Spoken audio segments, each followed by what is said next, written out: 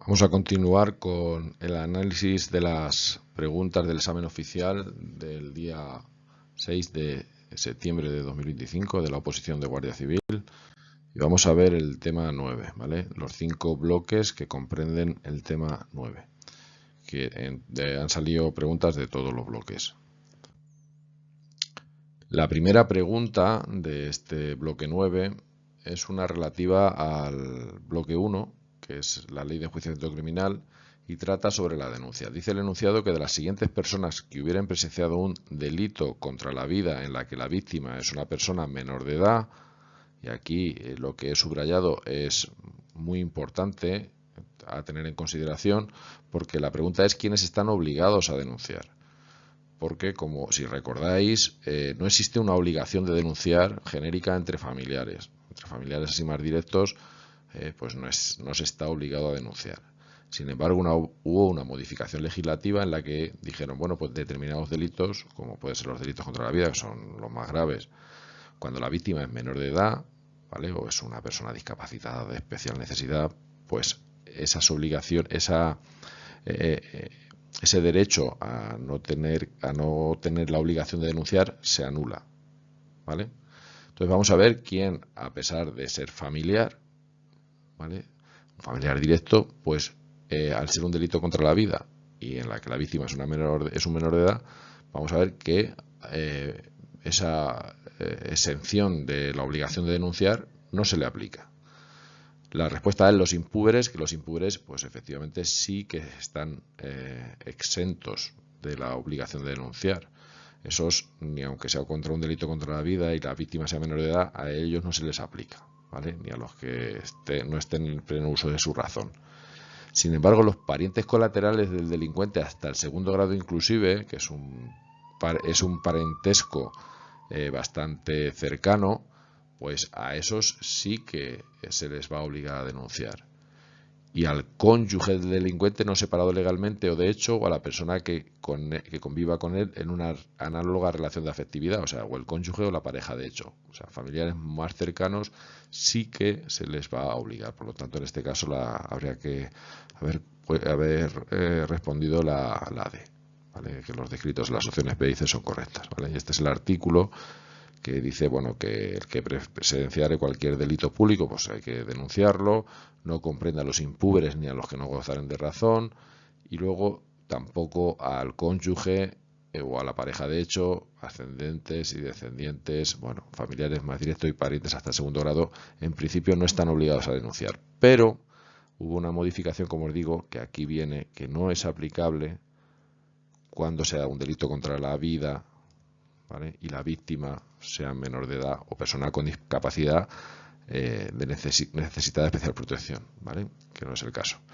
que en este caso es un menor de edad. Y este pues también lo vimos en clase, lo explicamos y también ha sido objeto tanto de preguntas de años anteriores como en los test que hemos ido haciendo y que tenéis ahí en la plataforma, pues también está. Otra de la Ley de Enjuiciamiento Criminal dice: a los fines de llevar a cabo el objeto que tiene la policía judicial y cuando se trate de investigaciones que afecten a actividades propias de la delincuencia organizada, o sea, aquí vamos a ver que esto es importante. ¿Quién otorga? Aquí este verbo es muy importante, ¿vale? Porque no está diciendo quién autoriza, sino quién otorga la identidad del agente encubierto, ¿vale?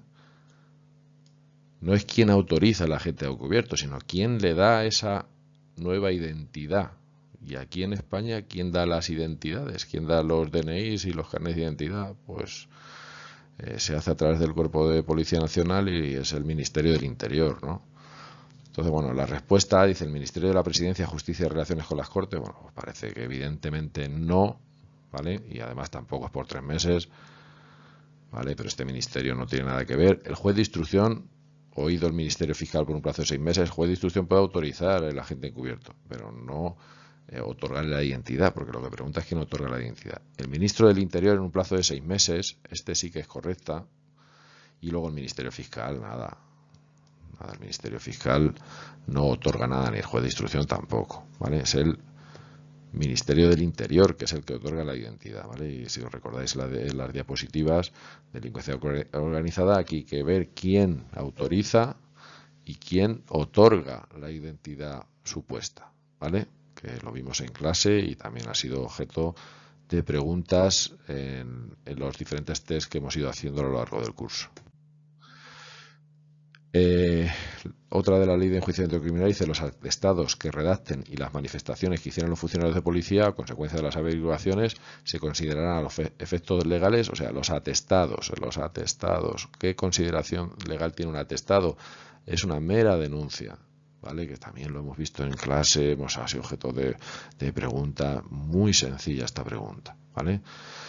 Ahí habla también, metieron las declaraciones testificales, pero eso es, dicen las demás declaraciones, pero los atestados, las manifestaciones tienen la consideración de denuncia a efectos legales, ¿vale? Otra pregunta de la ley Green dice: en relación con la declaración de los testigos, ¿vale? No de los procesados, de los testigos. Señalen la opción correcta, aunque tienen similitudes, pero bueno, aquí habla de los testigos. Dice: hay que señalar la correcta. Durante la declaración, el testigo no podrá dictar las contestaciones por sí mismo, sí que puede, ¿vale? Este no está mal, este es un distractor.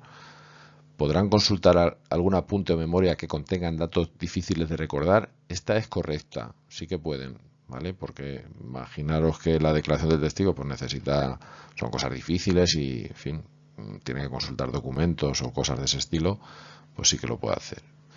El juez dejará al testigo narrar los hechos sobre los cuales declare y solamente interrumpirá para dirigirle las preguntas que estime oportunas. No, el juez no le interrumpe, ¿vale? No interrumpe. No le interrumpe, ¿vale? Él tiene que dejar que declare. Los testigos declararán de viva voz, permitiéndole leer la declaración o respuestas que lleven escritas. Aquí falta un no, ¿vale? No permitiéndoles leer las declaraciones. Entonces, en este caso es muy clara la B, porque la otra os puede generar dudas o decir, ya no recuerdo si pueden dictar las contestaciones por sí mismos, ¿no? Pero lo de la memoria es algo, además de que es lógico, ¿no? De que cómo no va a poder consultar algún apunte o algo que sea algo difícil de recordar. Si es algo difícil de recordar y tiene que declarar, porque ¿cuál es el objeto de la declaración del testigo? El esclarecimiento de los hechos. La ley no puede poner estas trabas para que diga, bueno, pero si es algo difícil, pues no, usted o se acuerda o no se acuerda. No, hombre, pues si lo que pretendemos es que con la declaración del testigo llegar a la verdad material, pues que lo consulte si es necesario, ¿vale? Otra cosa es que lleve un panfleto ahí escrito y lo lea, eso no. Pero otra cosa es que él declare y a la hora de declarar digo, mire, tengo que consultar estos apuntes contables, que no me acuerdo de todas las tablas de contabilidad y necesito consultarlas, si no, no me puedo memorizar todo esto, ¿vale? Eso parece lógico. Entonces, bueno, pues recordar, los testigos podrán consultar apuntes o memorias que tengan datos difíciles de recordar, ¿vale? Miren aquí, esta parte de aquí. Bueno, continuamos con una de reserva de la Ley de Enjuiciamiento Criminal. Dice: en relación con el auto de entrada y registro en el domicilio de un particular, ¿qué tiene que tener ese auto? Hay que señalar la incorrecta. El juez expresará en él concretamente el edificio o lugar cerrado en el que haya que verificarse. Claro, como no va a poner en el auto dónde se hace, eso es de pura lógica. Se expresará a la autoridad o funcionarios que los hayan de practicar también, claro, quién va a entrar, quién va a hacer el registro. En el auto, en caso de urgencia, no será necesario que sea fundado. Esto no puede ser. El auto siempre, sea urgencia, no urgencia o de lo que sea, es necesario siempre que sea fundado. Siempre es un derecho fundamental. La inviolabilidad domiciliaria es un derecho fundamental. Por lo tanto, viene recogido en el artículo 18 de la Constitución. Por lo tanto, esa limitación de derechos fundamentales debe de estar siempre fundada, ¿vale? Y luego se expresará si tendrán tan solo de día o de noche, ¿vale? Esta claramente es esa porque es pura lógica, ¿vale? Siempre fundado. Dentro del bloque 2 tenemos esta pregunta única de la Ley Orgánica del Procedimiento de Habeas Corpus, que esta tengo que reconocer que es quizá la más difícil de toda mi parte, porque es una parte que, aunque cuando dimos esta parte dije de la exposición de motivos de la ley del habeas corpus, preguntan, porque de hecho ha sido objeto de pregunta varias veces, pero sí que es cierto que esta pregunta no tiene nada que ver con el habeas corpus, habla más del constitucionalismo moderno. Es la primera frase que te encuentras en la exposición de motivos, es la primera, la verdad es que es la primera, pero bueno, es cierto que en el estudio de la ley de procedimiento de habeas corpus es sencillo dejarse pasar esta parte de aquí, porque pues siempre preguntan por los principios y quizá por los orígenes y luego por los artículos, por los 9 artículos que tiene la ley. Pero bueno, está en el temario, lo vimos en clase y reconozco que es una pregunta poco rebuscada, porque en realidad no habla del habeas corpus, empieza a fundamentar que el habeas corpus está en la Constitución actual y ha estado en constituciones anteriores, y que bueno, pues explica un poco esto del constitucionalismo moderno, que constituye al mismo tiempo su raíz última en el reconocimiento y protección de la vida y libertad de los ciudadanos, ¿vale? Que viene en la exposición de motivos de la ley, ¿vale? Es lo primero que viene, las primeras frases que vienen es la que es donde viene la respuesta. Esta es una pregunta del bloque 3 de la Ley Orgánica del Poder Judicial, que dice el enunciado que la Sala de lo Penal de la Audiencia Nacional conocerá, ¿vale? Está hablando de la Sala de lo Penal, no de la Sala de Apelación, ni de la Sala de lo Contencioso Administrativo, ni de la Sala de lo Social, sino de la Sala de lo Penal, que conocerá de todos los procedimientos penales iniciados en el extranjero y de la ejecución de las sentencias dictadas por tribunales extranjeros. De todos no, conocerá de las de la Sala de lo Penal, ¿vale? De las cuestiones de cesión de jurisdicción en materia penal derivadas del cumplimiento de los tratados internacionales en los que España sea parte. Bueno, esta puede ser, ¿no? Porque es la Sala de lo Penal. En única instancia de los procesos sobre conflictos colectivos. Los conflictos colectivos, esto es un tema de trabajo, eso es la Sala de lo Social, no la Sala de lo Penal, ¿vale? Y de los recursos de apelación contra las resoluciones dictadas en primera instancia por las audiencias provinciales. Los recursos de las audiencias provinciales no van a la Audiencia Nacional, van al Tribunal Superior de Justicia, porque es un recurso de apelación. Los recursos de apelación, dijimos en clase, que son los recursos que van al superior, al Tribunal Superior. El Tribunal Superior de la Audiencia Provincial no es la Audiencia Nacional, es el Tribunal Superior de Justicia de la Comunidad Autónoma, ¿vale? Porque la Audiencia Nacional tiene unos cometidos muy específicos, ¿vale? Que acordáis que tenía ahí en el punto 1 del artículo 65, tiene unos delitos concretos, tiene una finalidad muy concreta, ¿vale? Entonces, los recursos de la apelación de las audiencias provinciales, que son cuestiones más ordinarias, no tan específicas como la de la Audiencia Nacional, pues esos recursos de las audiencias provinciales van al superior, que es el Tribunal Superior de Justicia de la Comunidad Autónoma. Por lo tanto, esta es la típica pregunta, la típica que se saca por eliminación, porque las otras son manifiestamente incorrectas. Y además aquí viene la palabra penal en la respuesta y vamos, se podía sacar muy fácil, ¿vale? Este artículo lo vimos mucho en clase, vimos básicamente el punto 1, para delimitar las competencias de la Audiencia Nacional, pero bueno, los siguientes puntos pues viene y ya digo que se podía sacar perfectamente por eliminación.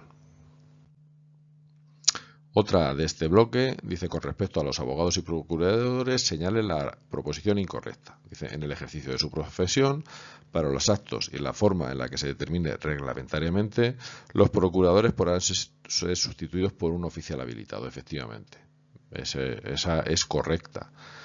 La colegiación de los abogados y procuradores será siempre obligatoria para actuar en los términos previstos en la ley y por la legislación general.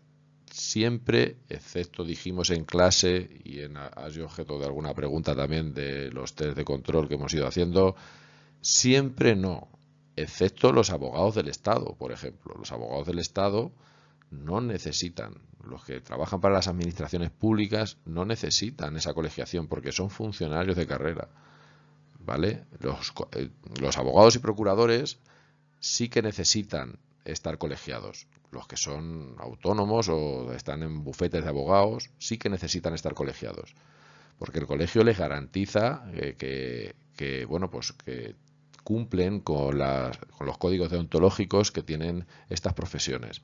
Pero los abogados del Estado y los abogados de las administraciones públicas no necesitan la colegiación porque son funcionarios, ya tienen el ejercicio de la función pública.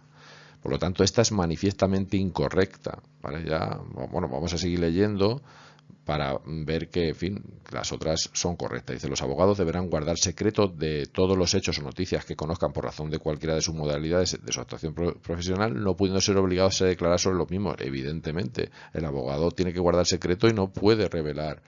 De hecho, no está obligado tampoco a denunciar. Y los abogados y procuradores están sujetos en el ejercicio de su profesión a la responsabilidad tanto civil como penal y disciplinaria según proceda, ¿vale? Dependiendo de la naturaleza de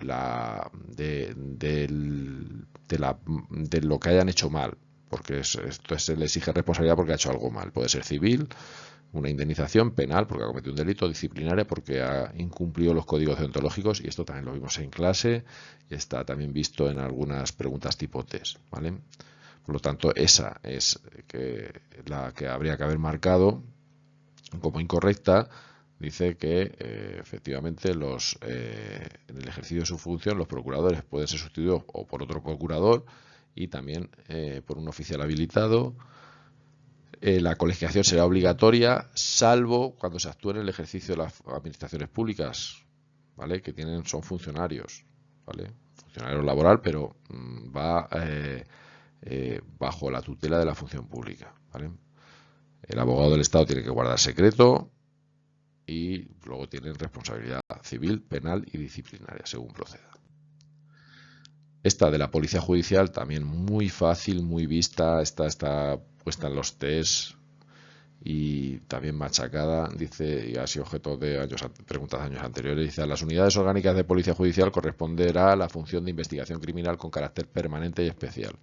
A tal fin contará con los medios efectivos y medios necesarios para el eficaz desenvolvimiento de sus cometidos, estableciéndose en aquellas unidades cuyo ámbito de actuación a nivel delincuencial lo hiciera preciso los correspondientes equipos de especialización delictual, ¿vale? Que es algo que también está visto, lo vimos en clase y también, como digo, está en preguntas tipo test.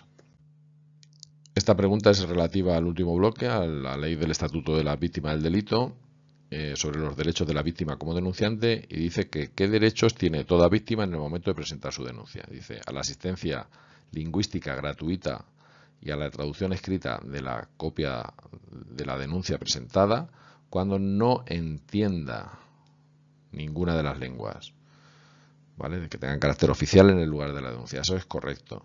A obtener una copia de la denuncia debidamente certificada, también plenamente correcto. Y luego aquí la C pues puede generar dudas de decir, porque empieza uno a leer y ve que es exactamente igual que la A la asistencia gratuita de la traducción escrita de la copia de la denuncia presentada cuando no hable, ¿vale? Y aquí viene la diferencia.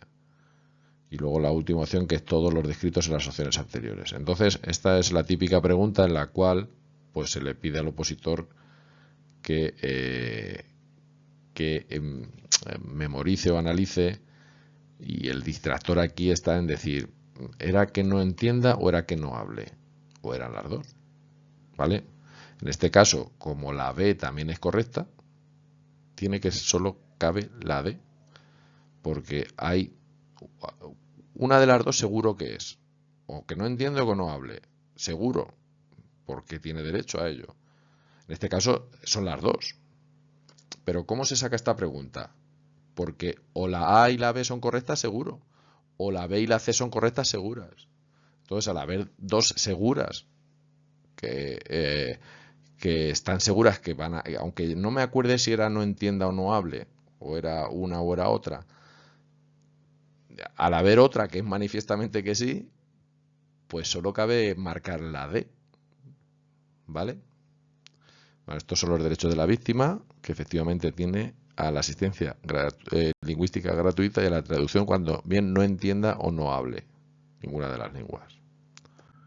Vale, gracias por vuestra atención.